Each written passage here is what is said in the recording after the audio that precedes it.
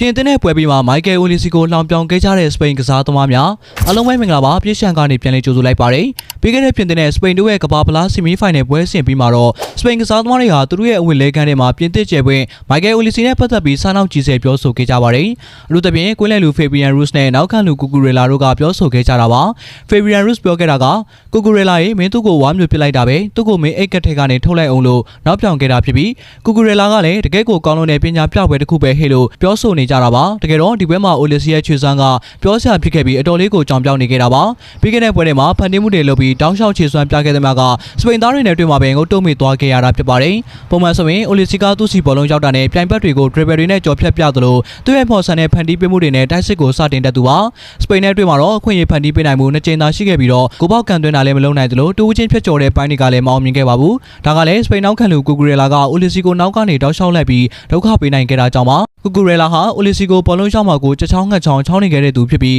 တွေ့တဲ့နေရာမှာကိုအတင်းလိုက်ပြီးမမထန်ထန်ကစားပြခဲ့တာပါကမ္ဘာဖလားမှာအကောင်းဆုံးဖန်တီးမှုတွေလုပ်ပြထားတာမင်းလားဆိုပြီးကူကူရေလာကမေးပြီးကိုရှင်းထုတ်ပြတာပါဒါကြောင့်ပဲဖေဘီယန်ရုကအိတ်ကက်ထဲကနေထုတ်လိုက်ပါအောင်လို့နောက်ပြောင်ခဲ့တာဖြစ်ပါတယ်အဆိုပါပွဲမှာတော့အိုလီစီက82မိနစ်တာကစားခဲ့ရပြီးလူစားလဲခင်ရကနောက်ဆုံးမှာပြင်သစ်ကစပိန်ကို2-0နဲ့ရှုံးနိမ့်သွားခဲ့ရပါတယ်အိုလီစီကတော့ကူကူရေလာနဲ့အတွေ့မှာဒူးထောက်လက်မြောက်လိုက်ရတာပဲဖြစ်ပါတယ်အားလုံးကိုကျေးဇူးတင်ပါတယ်ခင်ဗျာ